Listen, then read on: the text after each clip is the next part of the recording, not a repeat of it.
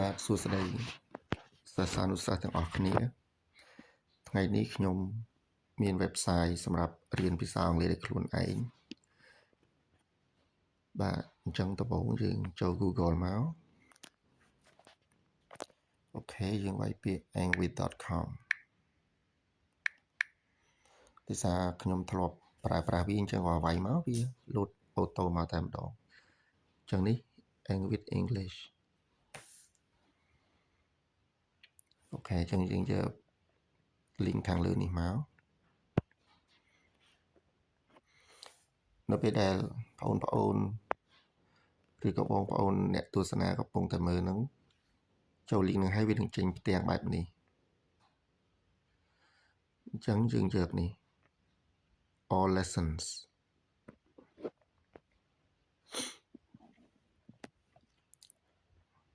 ដោយសារតែ website នេះ website free អញ្ចឹងវាលុតផ្ទាំងពាណិជ្ជកម្មច្រើនមានការរំខានច្រើនហើយកន្លែងនេះយើងជ្រើសរើស level ដែលយើងកំពុងរៀនមាន beginner intermediate and advanced អញ្ចឹងឧទាហរណ៍ថាយក beginner ចាស់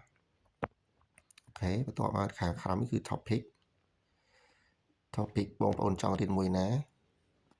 បងប្អូនចង់រៀនមួយណាជ្រើសរើស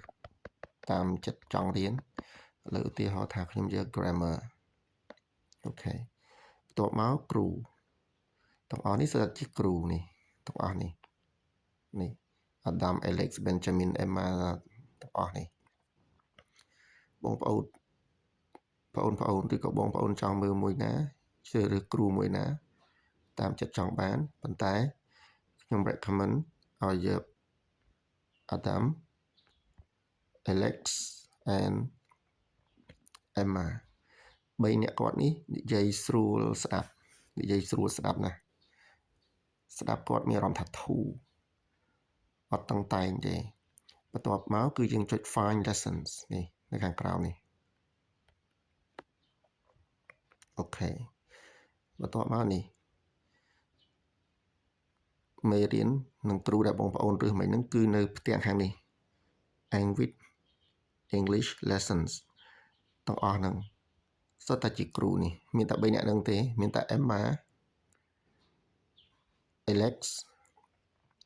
and Adam នេះសុទ្ធតែមេរៀនទាំងអស់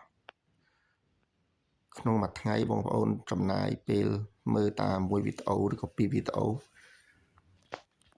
គឺបងប្អូននឹងប្លែកបន្ទាប់ពីរយៈពេល1ខែ2ខែ3ខែបងប្អូនឬក៏សិស្សានុសិស្ស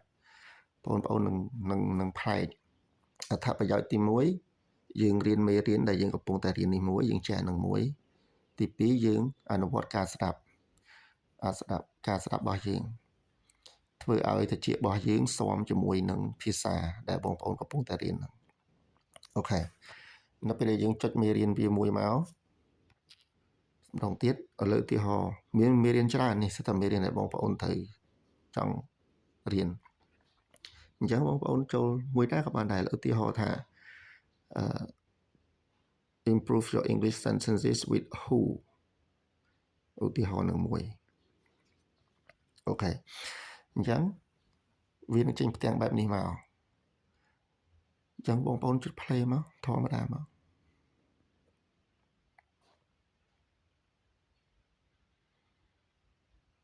Hello, my name is Emma, and today we are going to learn how to improve your sentences with a very short word. អូខេអញ្ចឹងបងប្អូនត្រូវការជំនួយ subtitle នេះយើងមកចុច CC នេះមកនេះ CC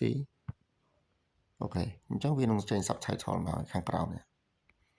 Who. So we're going to talk a little bit about grammar today and something that can really improve both your speaking and writing. So នេះនៅពេលដែលបងប្អូនឬក៏បងប្អូនចុច CC មកវានឹងចេញ subtitle នៅខាងក្រោមនេះហើយ I want to show you these two sentences. Emma is a teacher. Emma likes flowers.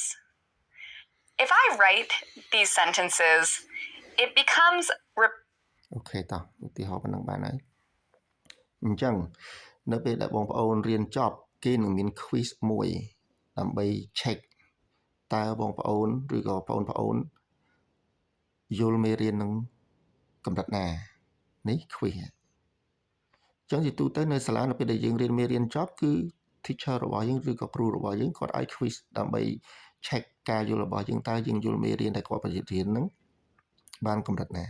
អញ្ចឹងគេដាក់ quiz ឲ្យមកប៉ុន្តែ quiz នេះអត់ជាច្រើនទេ10សំណួរ15សំណួរអីទេឥឡូវអូខេឥឡូវយើងសាកធ្វើយើងចេះតែចុចទៀតណាបងប្អូន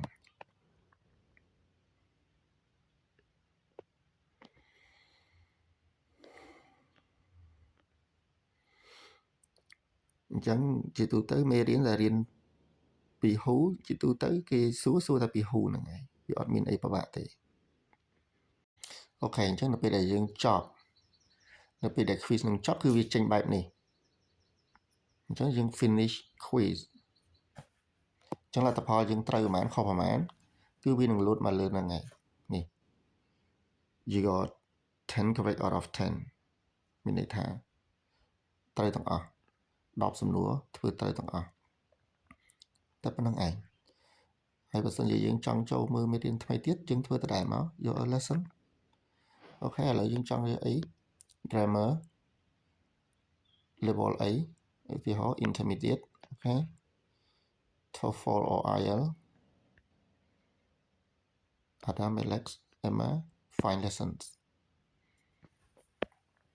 នេះគឺជាមេរៀន IELTS and TOEFL សម្រាប់បងប្អូនដែលត្រៀមប្រឡងតេស្ត IELTS និង TOEFL អាចមើលតាមនេះបានសូមអរគុណបងប្អូនបាទជម្រាបលា